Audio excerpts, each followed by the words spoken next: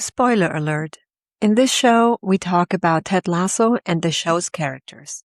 Here's a thing I used to tell my teams back in my days when I was the client experience leader running a department with 1 to 3 teams. So whenever the ticket queue got scary and long and everybody was just freaking out because it was so stressful, I just told them, relax. We're not in the business of saving lives here. This can wait until tomorrow. But my guest today didn't have that luxury. Fred Neis has spent nearly 3 decades in rooms where it can wait till tomorrow isn't on the table. As a healthcare executive, as a firefighter and a medic, as the guy who has actually run toward the emergency. And early in his career, one of those rooms handed him the kind of moment none of us ever want. A patient died. Missteps happened, his own included, and this is the sort of thing that could make a person go not just quiet or get defensive, lawyer up, maybe even quit entirely. Fred and his team did the opposite.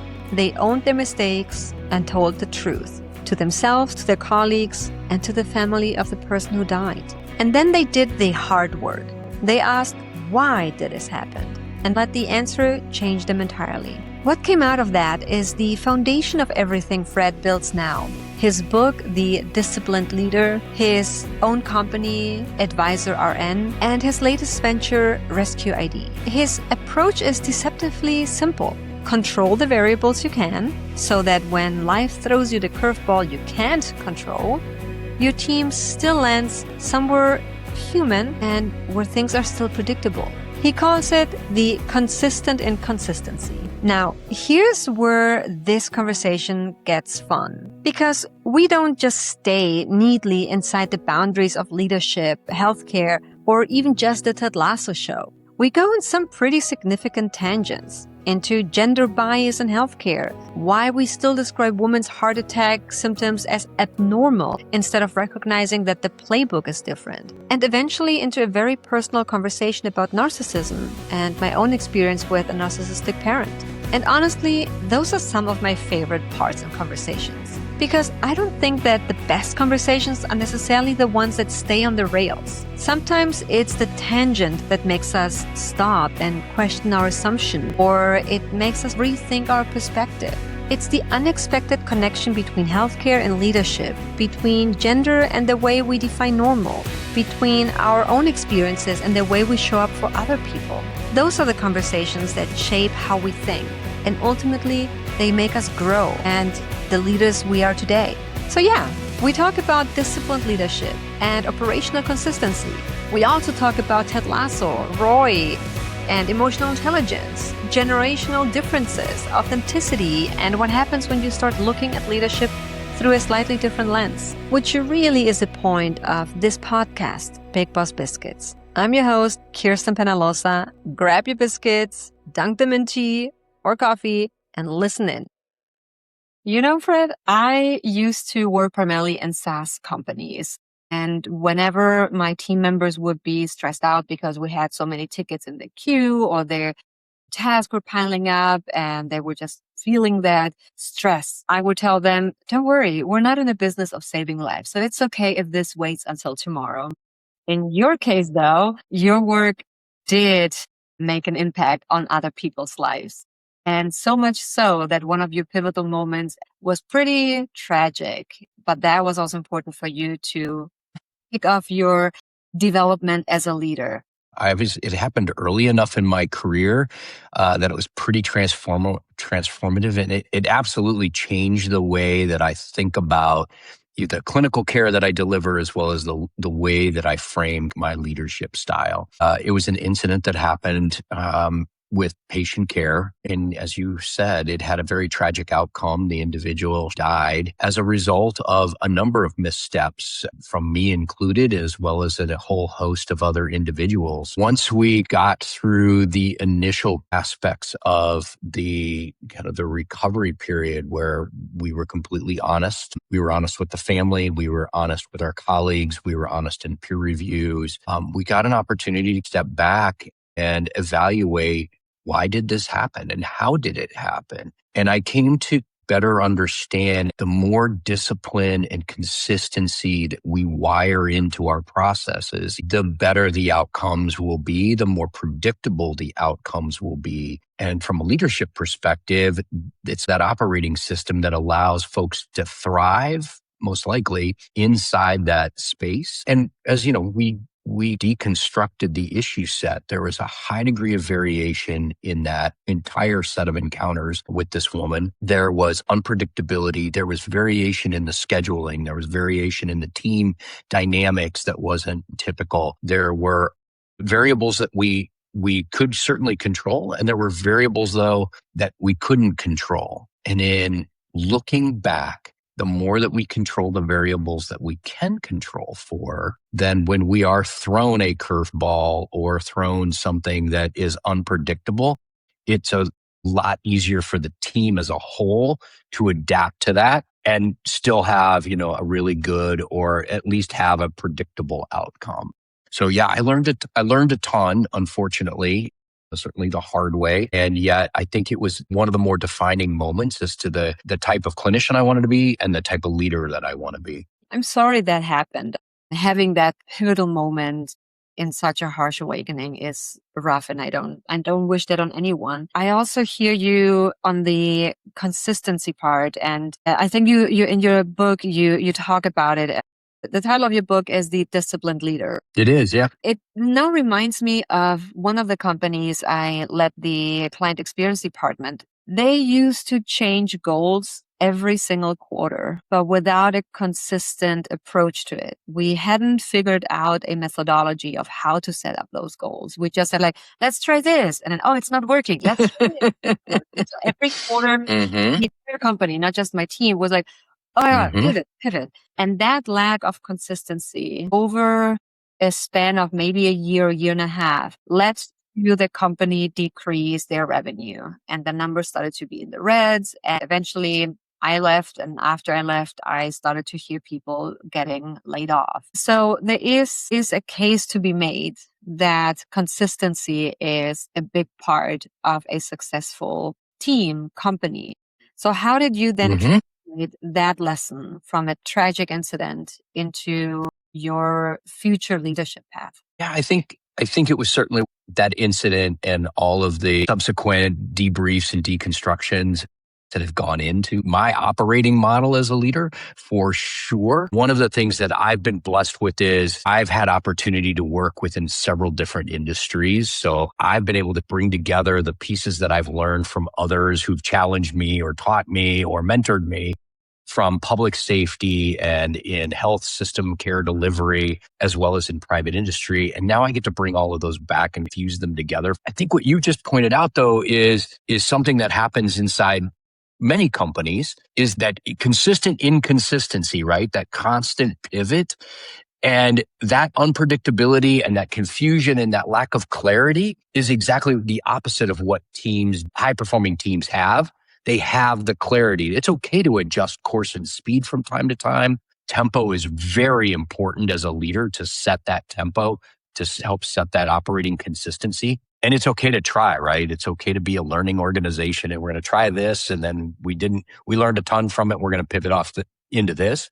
However, if you're doing that constantly without an underpinning foundation of whatever that singular mission is, it's just fraught with disaster, right? Like, as you said, after a while, you're just exhausted. When you go home, you're like, I don't even know what I did today. And then you've got a whole team that walks out of the door saying, I don't even know what I did today. And that doesn't make them feel like they've got value. That doesn't make them feel like they've got that mission. And yet we know time and time again from a lot of research that's out there, we all want that mission. Just tell us what the mission is. And, if we subscribe to that mission, we'll help you execute it regardless of what we're doing to contribute to it. That company had a really solid mission. We even had a 10-year plan. So we had a 3, 5, 10-year plan. And still, I like what you said. The consistent inconsistency led to a lot of confusion. And that confusion led to us just kind of throwing things at the wall and see if they stuck. We knew what the mission was, but we didn't know how to get there. And there were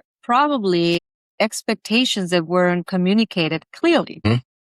So after that pivotal moment, how did you then create clarity and consistency for yourself and your teams? For me, it was about reducing the noise and reducing the number of steps and reducing the number of variables. Because we could control a number of them, we created processes and that operational process and the governance underpinning it, so that moving forward, all of those were controlled for, and we knew each other's expectations and roles. So we knew if you sat in this seat, we knew what the responsibility of that individual was. We knew what those 4 or 5 mission critical roles were going to be. And in some ways, we cross-trained and made that interoperable so that we could switch off when we needed to. However, generally, we all worked within those boxes. So think about it like players on the field, right? Whether it's a football team, a basketball team, a baseball team, there's some interchangeability amongst each one of those players. However, each one has a very specific or defined set of responsibilities, tasks, roles that they're expected to execute on based on the position they're in that field. And everybody has the same playbook, all know what to expect. And so we did the same thing. It reminds me of the book Outliers. Mm-hmm. Now I'm blanking on the author's name. In his book, he talks about high and low context communication, but more in the context of Asian and Western cultures. So in Western cultures, we have a low context communication style. Asian cultures is high context. What does it mean? High context is the receiver of a message has the responsibility of interpreting the message. Whereas in low context, Western cultures, it's direct. So what I'm saying is what I'm meaning. You don't have to interpret. You're hearing exactly what the intent and the meaning is. I have actually found out that a lot of US companies don't operate with low context. There's a lot of high context. So when we have a high context environment, we then are expected to interpret expectations, goals. We have to read between the lines when our leaders don't communicate the mission or the vision correctly, or the how to get somewhere to achieve a goal. So what you're saying reminds me of that, because you had to define those expectations extremely well. In your context, it's life-changing and life-saving or fatal if it's not clear.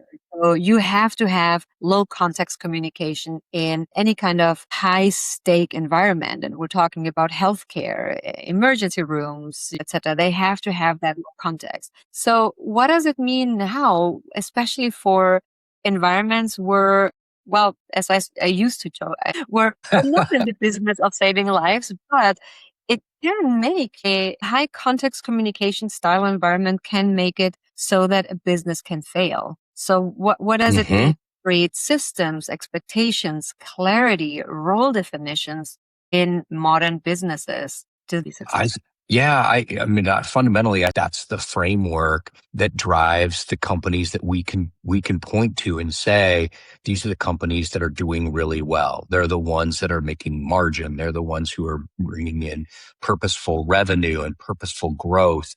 They're the ones because they've created that clarity. They've created that context. Malcolm Gladwell is actually the author of Outliers. Yep.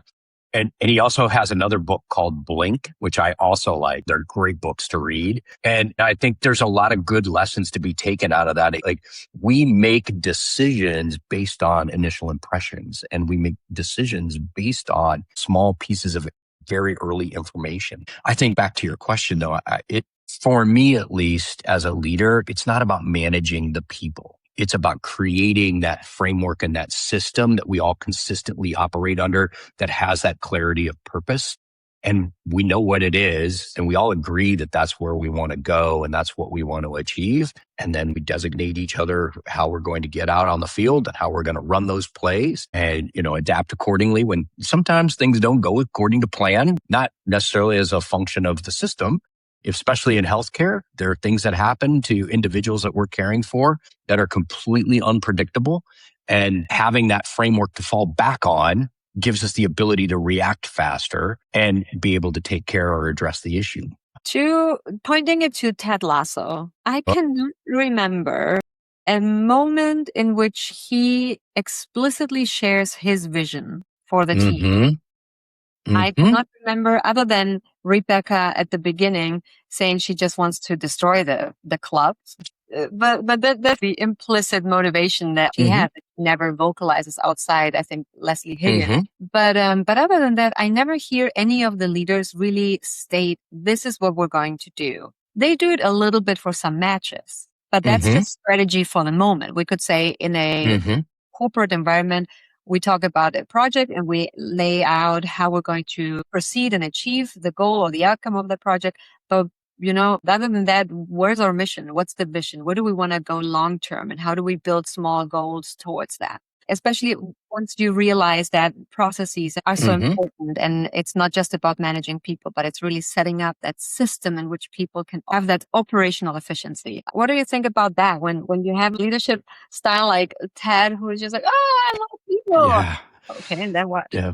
There's more than one day a week where I think to myself, wonder how I could be more like Ted Lasso in my leadership style, right? He just does it so well. And to your point, he doesn't necessarily overtly say, our objective is to win and our objective is to do it with this framework on the field. We're not going to do a certain set of plays. Periodically in the episodes, he set up specific plays. I will say the sign right behind your head, though, is probably one of the more overt kind of coaching styles and leadership moments that he's had, right? When he put the believe sign up, that was the everybody focus on this. And that was that moment. I wish more than one day a week, I probably could channel my best Ted Lasso. I live in Kansas City. So, Jason Sudeikis, there's your shout out for you. I love Kansas City. I'm glad he's certainly showcases us and represents us so well. What he does, what Ted Lasso does very, very well, though,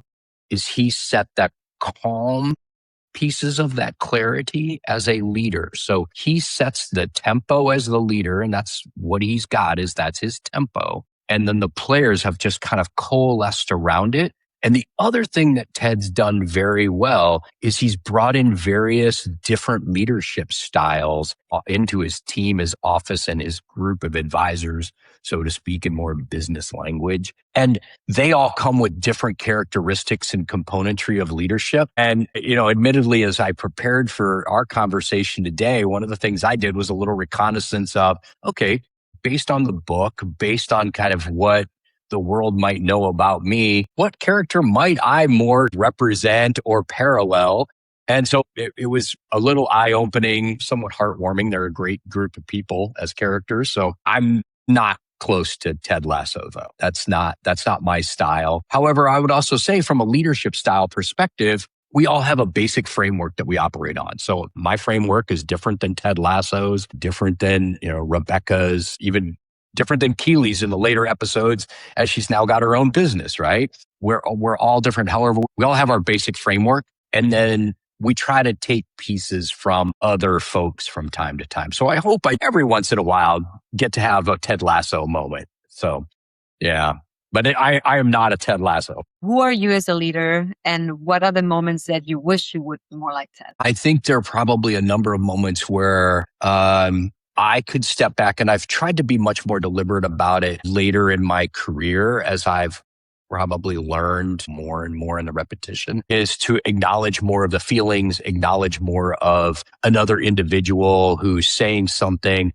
And rather than me saying, I can jump in and solve it, or let me just jump to the punchline, kind of retreating a little bit. And even in an email this morning to someone, I had written something like, hey, hope that the weekend, all your activities paired well with the weather, right? Something along those lines, rather than just saying, hey, by the way, the equipment's on its way and it's going to be delivered on time. So hopefully I've started to incorporate a little bit more of the EQ that really is required and a little bit more of the Ted Lasso. Sometimes it's still difficult for me because I've got to compartmentalize. I still work as a firefighter, paramedic, a couple of shifts a month. And so inherently, there are things that I see and do and experience that I do compartmentalize. And yet I also know that I've got a great group of colleagues that I work with, and, we're there for one another when necessary. Yeah. if I pin it to a character, like I said, I did a little reflection. I did a little reconnaissance. I might have asked a couple of people too who got a good laugh out of that moment. I probably am a little bit more like Roy Kent. He's purposeful. He's deliberate. He doesn't waste motion, right? He's got a singular focus of mission of excellence and win. And I might have a smattering of a little bit of Rebecca in there around executive presence. And she does just such a wonderful job of that. Those are great leaders, though, especially once Rebecca comes around, and it takes her a long time to let go of Rupert, or Rupert controlling how she operates. But by the end of season 1, she comes around and it's like, okay, Ted actually cares about this team, and so many people care about this team, and who am I to want to destroy this? She becomes a great leader in a way. She is not the fluffy person like Ted is, but no one really is. But she is a great mentor to Keely. She is supportive of Ted. Even comes around with Leslie Higgins, who is one of my favorite characters too. Well, you mentioned emotional intelligence and how that is important for leadership. Roy actually has those moments of realization. Like, he may not at the beginning be the most in-tuned person with emotions and other people's emotions, but there are moments of reflection and introspection that makes it really clear how smart he is and how good he actually is with people. He's just rough around the edges. I think that's interesting. I'll leave it to others to decide, like, my leadership style and whether or not I'm worthy of any of those things. However, you just mentioned reflection, right? That is something that I think I do, and it's part of my DNA based on kind of my experiences in my work. I'm constantly asking myself, how could I have done that differently? What should I have done differently? And not necessarily better. How could I have done things differently? I think as we've seen the show evolve across the 3 seasons, though, one of the things that happens, and I think this is true about all groups, good or bad, in this case, good, we've seen the evolution and the rub off of different characteristics. So maybe Rebecca's a little gentler because she's been around somebody who brings biscuits to her every morning. She's transformed and molded as well, just by being influenced constantly by these different forces. And you see that from everybody, including Roy Kent. For me, one of the biggest moments, and zooming out on the show, I'm not always an emotional guy. However, the range of emotions that I experience, even in the span of that 45 minutes of that show, can be from laughter to crying. When Rebecca sings the song from Frozen, I was like, holy cow, that was transformative for her as well as for me. But I think she came around at that moment. I'm still pondering, and I don't know how aware you are of it. Rebecca became more gentle. And I'm thinking, is it that because she's a woman that we expect her to be more gentle? Just thinking, would we judge a male leader in her position of managing a football club? Would we expect from that person to be gentle? I don't know if we would. Yeah. There's definitely something about the Rebecca character that really is fascinating to me, especially from a woman perspective and someone who has been in an executive function and on the receiving side of some of those comments of, you have to be more approachable. Why don't you smile more? Why don't you deliver that message? Right. And Rebecca, to me, is inspiring because she is straightforward, to the point, blunt at moments. She doesn't fuck. Yeah. Right. And I often wonder, man, how can we get to that point that a woman in a higher leadership executive function can be accepted to be like that? So that's kind of like my internal dialogue that I had. Well, I think, and you make a good point too, right? And words matter, because I'm a nurse, I'm a registered nurse, and as well, just by somewhat not happenstance per se, however, it's just the way it's turned out, the vast majority of my managers across my career have been female. And I wouldn't say necessarily that any of them have been particularly gentle one way or the other. I think in Rebecca's case, what we saw was in the early parts of the first season, she's still very wounded and she's angry. And so for her to become a little bit more gentle was, I think, maybe to shed some of the anger that she had. And we got to see the underlying Rebecca as a character. once she got rid of the anger pieces of it. However, I'll give you a relative parallel in healthcare. It also happened to me earlier today, and it's happened a little bit more.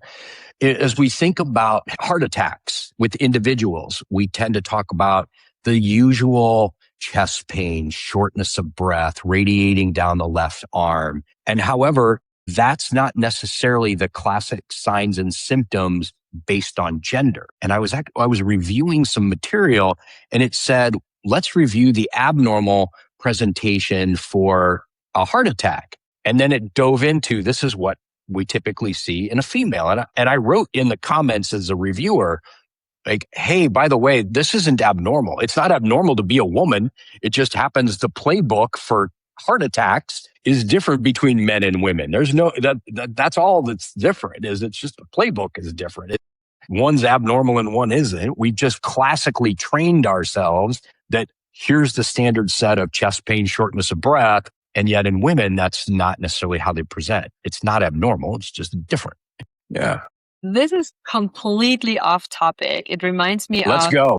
yes, sometimes those are the most exciting conversations. My husband is mental health counselor. So we often have very engaging conversations around, mental health in general, but there's a topic that fascinates us both in a weird way, and that is sociopathy or psychopaths. Long story short, my mother is a narcissist with sociopathic tendencies. And so we had a conversation around female sociopathy. In the books, the majority of the literature, including the, I think it's called MF5 or something, it's like essentially the Merriam-Webster for mental health specialists. It outlines how you determine and detect sociopathy. When reading that, I'm like, well, that sounds just like my mother. And my husband would argue with me. He's like, no, but in this case, there is no aggressive behavior. There are no issues with law enforcement. I'm like, well, but there's also something different to be said, that women have biologically a different inclination and are less likely to be prone to violence like men be. And that is not taken into consideration. We just blanket use one thing to apply to everybody. Coming full circle, connecting it back to the show, and Roy Kent, he is graphed an almost stereotypical dude, right? And like he curses, he doesn't 1 cent. And then we have opposite. We have Rebecca and Keely, very nurturing, about collaboration, about lifting each other up. There are stereotypical characters in the show, and the beauty of the show is how those characters evolve over time. Now it reminds me of your leadership style, where it's like, okay, if I'm a little bit more like Roy Kent, but you're also introspective and you're also learning how to balance it out and be a little bit more like Ted. I think those are really good points about there's actually normal based on gender. There's normal based on age too, right? Like Gen Zers practice different than millennials than Gen Xers. And so there's some of that. And we have to be adaptable to some of that, even in our leadership styles. I just learned, and I'm going to do a horrible job of my interpretation of what I heard at a conference a week ago. However, millennials or Gen Zers right now, as they're making decisions about career paths in healthcare, I think those of us who've done this for a while, we made, and I'll admit I'm in this group, I made a set of false assumptions that as they see things on social media, they're making, determinations about their career paths, where they want to go in healthcare if they're in high school, and what do they want to go and do beyond in healthcare. And what we found in some of the more recent research that's coming out is that they're way more discerning than we thought when they look at social media, and they have already a perception of what's not real and what may truly be fake. And in one group that was being quoted in a conference in a study is that, and this is where I go way out of my box to use words I probably shouldn't, but the woman has makeup on and a messy bun, and she's out talking about whatever and becoming a nurse. Most of the Gen Zers recognize that as fake, right? Like, where did the light come from? Why does she have makeup on? Isn't she on shift working? Or it's one where there's somebody in the corner of a hallway and it looks like a surgical suite and they're crying and they're talking about having a bad day. What we found in some of the research is those Gen Zers are like, wait a minute, if you've had such a bad day, where all the lighting come from? How do all of a sudden you have this camera? Like, this doesn't make sense. And so they've picked up very sharply and acutely what might be real and what might not be as genuine, and to help make their own decisions about what they want to get to in healthcare. Yeah. I love Gen Z. Again, I'm Gen X, and I'm still like, I think that now that they're now starting to want to pick a fight with Gen X. And I'm like, oh, don't go there. Bring it on. Bring it on. I'm a Gen Xer. Bring it on. Yeah, that's right. We were Yeah. raised on hose water and, slaps. No, just joking aside, I really appreciate Gen Z and the younger millennials because they raise the bar a lot about how Mm-hmm. they want to be treated in the workplace and also how they want to treat others. I have a friend in Germany. He's Mexican, moved to Germany a while ago and is now working as a nurse in a neurology department. He is a very caring person. He really just takes the time to be with the patient. And if he sees that a patient is in distress, he takes a little bit more time with them and jokes with them. And there are nurses around him who said, stop doing that. Just go do your business, like check the pulse or check the meds and just come out and go do the next task. And he's like, no, I know that my next task is not as urgent. So if it gets done at the end of the day or at the end of my shift and not right away, then who cares? And so there's also that to be said that, yes, we can have processes and we can have that Mm-hmm. well-oiled machine of just stick to the process and follow it and the steps and so on and so on. And that's really a question for you and working in that field. What do we learn to balance that? What do we bring in the humanity and discern properly to move away from the process without breaking, have fatal results? I'm sorry your friend is going through that.